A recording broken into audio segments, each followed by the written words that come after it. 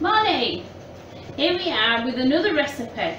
Now when I use this recipe at first, friends, people absolutely flock to it. They love it. So it's called Superb Carrot Cake.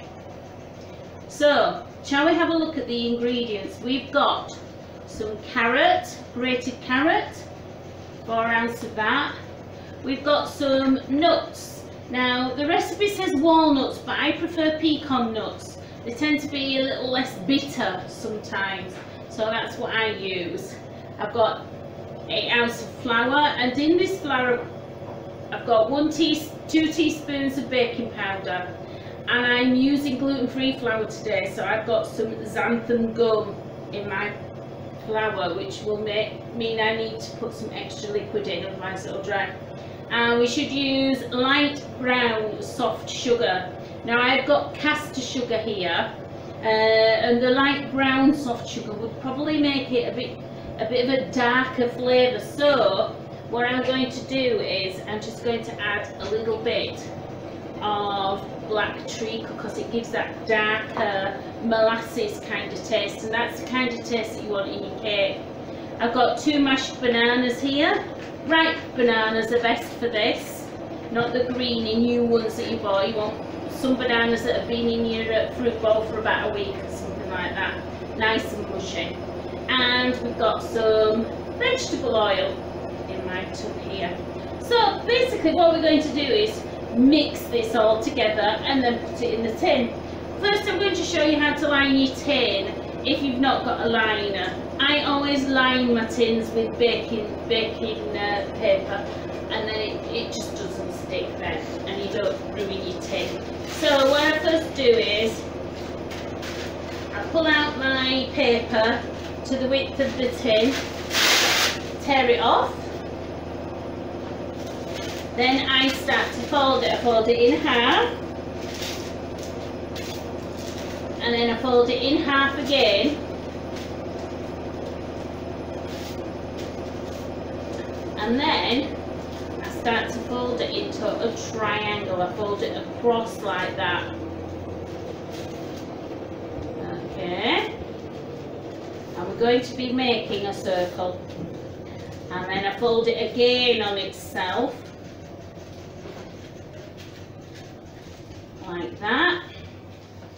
Then I take a measurement across, so you want to be going into about halfway in your tin, and then that'll make a nice thing. Then you cut in an arc shape, because remember we're going for a circle.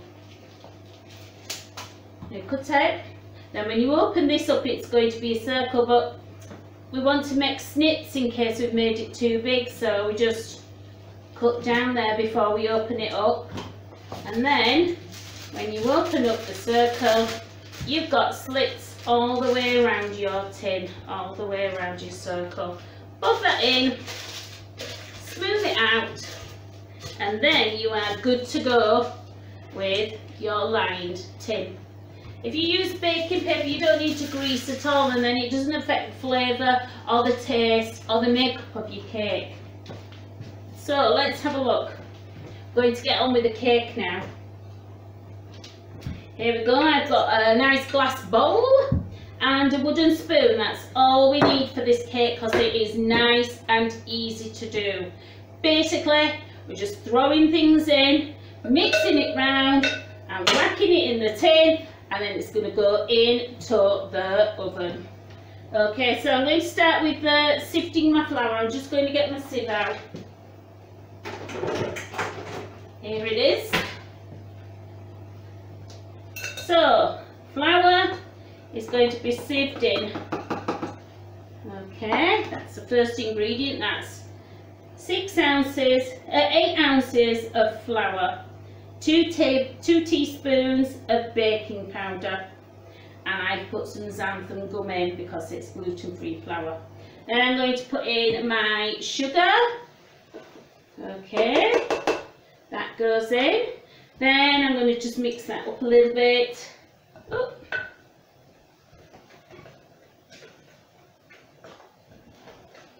Then I'm going to put in my nuts, my carrots, in you go. Give that a little mix around. So it's looking a bit funny at the minute. It's looking a bit as if it's not even going to make a cake. It's all bitty and you've got lots of carrot floating around in it. But don't worry, that carrot disappears and makes something really unctuous and lovely. So then I'm going to put my bananas in it. So I'm going to start putting my wet ingredients in now. There we go, wet ingredients going in. So I'm going to crack an egg. Now the safest way to crack eggs and not get shells in is to crack it and open it into a bowl. Then you can see whether there's any eggshell and you can check whether the egg is fresh as well. So put that in it goes. And another one. Check the egg, there's no eggshell there. I've had a lot of practice at this. And that's going in too. Finally, we are going to put our vegetable oil in. In it goes. Oh, lovely. Right, so now we just get mixing and mixing. Get all those ingredients combined.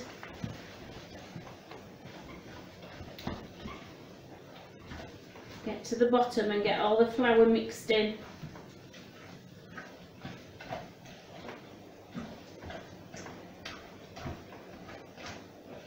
So that it looks a little bit like a batter. Oh, let's put some carrot here.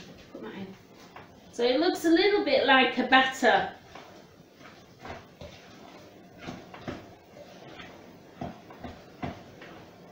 As I say, I'm going to put a little bit more extra milk in mine because I've made it with gluten-free flour, and gluten-free flour, it dries it up. So I'm just going to put a little spot of that in, just to make sure it's quite liquid. And then, oh yes, that's looking better. So you should have a fairly loose consistency, because that's what makes it a moisture cake. Now I'm just going to bob a little bit of black treacle in mine, just to add a little bit of depth of flavour. Don't put any in yours unless you've had to use a different sugar other than light brown sugar. And this is the stuff that you put in your Christmas cakes to give it that rich, dark flavour. It's just like molasses, really. Just gives it a right rich depth. So I've just put a little bit in. It won't alter the flavour. I mean, it won't alter the consistency. It will alter the flavour. So I'm giving it a right good mix around, and it's changing colour now, and it's just going a little bit darker, which is what would have happened if I'd have put the light brown sugar in it. Okay, so we're nearly ready to go to our tin now, and then I'm going to be putting it in the oven. So I've got an 8-inch tin here that we've lined already this morning. I'll just wipe my finger. I'll get my spatula out so I get every last bit of the cake mixture out of the bowl. So wooden spoons are not really any good for this kind of job. You need a spatula, a good spatula. Here we go. So in it goes.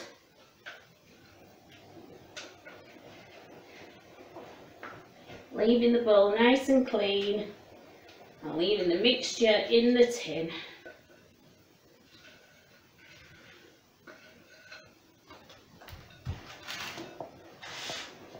There we go. Get you cooked.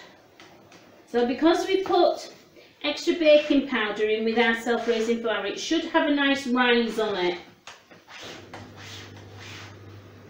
Always remember to make a well in the centre of your cake so that it comes out fairly flat.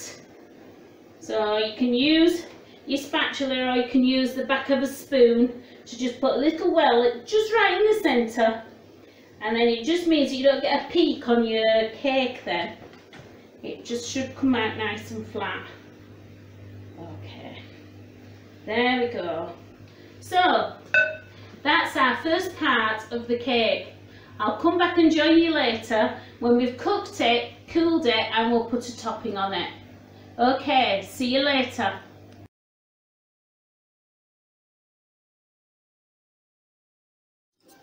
Hello, so we're back to finish off our cake. I cooked the cake off at 180 degrees and it cooked for about an hour. I tested it when I brought it out. It sprung back when I pressed my finger in, and that's how you test a cake. Another way you can test a cake is to listen to it. If it squishes, then it's just not quite dry yet. Generally, the best way to test it is to just put your finger on the top. If it bounces back and it's a sponge, it means that it's generally cooked. So I've had my cake out for an hour now, and I'm going to do the icing. So for the topping, you will need 3 ounces of margarine, or 75 grams. Put that in the bowl. And 3 ounces of cream cheese. Philadelphia is what I've got, but own brands is just as good. The Morrisons or the Asda or Sainsbury's, wherever you do your shopping. Full fat cream cheese and another 3 ounces of it, 75 grams. Okay, then I've got the icing sugar. Okay, so what I'm going to do is, I'm going to do it the lazy way. You can mix it in with a spoon, that's not a problem. You can give it a start off by mixing it together and beating it together. But I'm going to cheat this afternoon and I'm going to do it with a whisk. Okay, so here we go. Give it a whisk around. Alright, and mix them together. So at this point I'm going to put in a little bit of vanilla essence.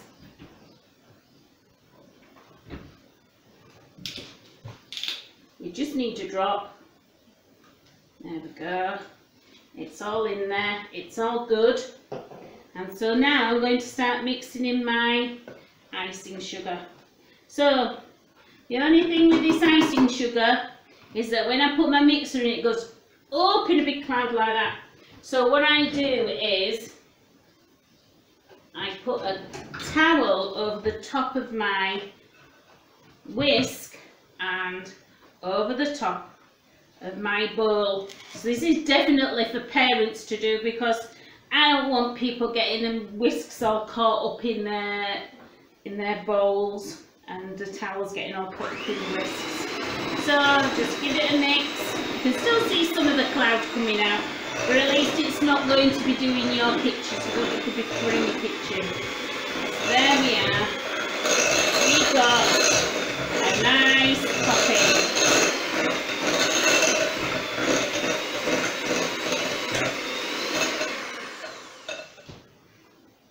That's lovely and creamy now, and all ready to go on top of our cake. Okay, so I'm going to spread this on. Nice, and it's creamy. It's lovely. Just spread it around. Whisk it up there like that. Now, you might not have cream cheese at hand. If you don't have cream cheese at hand and you've made this cake, feel free to just put buttercream icing on it. It's just as good and serves the same purpose. The cream cheese is the proper way to do it, but you can do it if you don't want to buy cream cheese with just margarine and just use an ordinary butter icing. So there we go, we've got the topping on now, and I'm just going to finish this off with some pecan nuts, because I prefer the pecan nuts, so I'm going to go right on. Pecan nut, each slice would be good, wouldn't it?